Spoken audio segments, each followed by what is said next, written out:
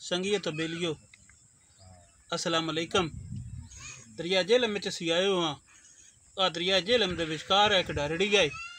आ भाई आउंदियां सन पानी भी पिवाया, नाल चाह भी बना लई है। ते एक पासे दरिया पे वगदा, दूजे पासे बिल है। विचकार असीं बैठे हाँ ते हे इत्थे सन आ बत्ती भी जल गई है। लालटैन जन आदे आन उस आख्या बालो बत्तियां, सप मारो संगलां नाल तां पित्तल बनाए, सोना बनसी अंबलां नाल।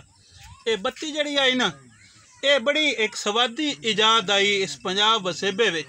इस तो पहलो डीवे हुंदे आन।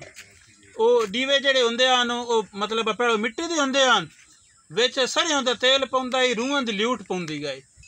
मुड़ पिछे चिमनियां आ गईयां ते उन्हां चिमनियां ते शीशा कोई ना हुंदा ते मोड़े आ गईयां लालटैनां। ते ये मतलब बड़ा एडवांस माहौल आई। ते इन एडवांस माहौल आई लालटैनां दा। बोको पणियाल ने मना ना बत्ती लैके लाई वदा आई पानी। अगो किसा पुछया केड़ा? उस आख्या मेरा सो। ओ अगो जट बोले जट इंज चूंडी मार लेंदे हन।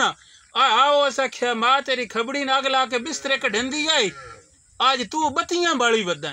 मतलब बत्ती इंज एडवांस समझदे आन बंदे चंगी भली, जिवें एक पढ़वाई दी गल हुंदी है। ये एक संगिया सन बड़ी चुरकनी आखी हुई लालटैना ता कोई बनाओ मूवी अपने वीडियो। अज सन लालटैन इत्थे डेरे ते दिस गई है।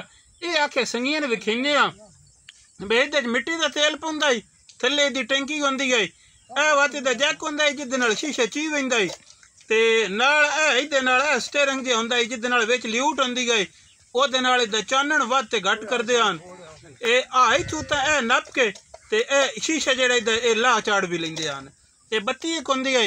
इस तो पहले चिमनी होंदी है, चिमनी चो धूं निकलदा है, थोड़ी बड़ी हवा होवे ए बुझ वैंदी है।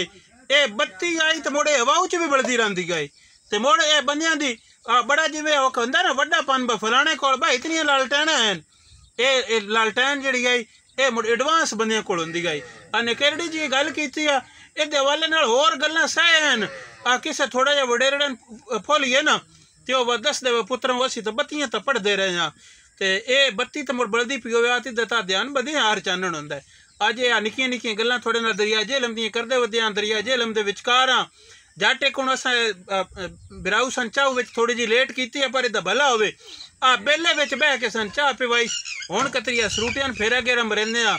पूरा देसी माहौल अज तो सन लद्दा है, ठट आया भाई। इत्थे कोई बनावट नहीं, कोई ओ मतलब इत्थे रड़े वाली गल नहीं। अडोल देसी माहौल। जंगली किकर ते छन छपरी कोठड़े, पिछे सरूट ते खुला बेला। ये इत्थे बोंदे जांदे हां। कोई और गल बनदी है तो तुहानूं सुणी सांग, नहीं तो हुण है नेरा पे पौंदा।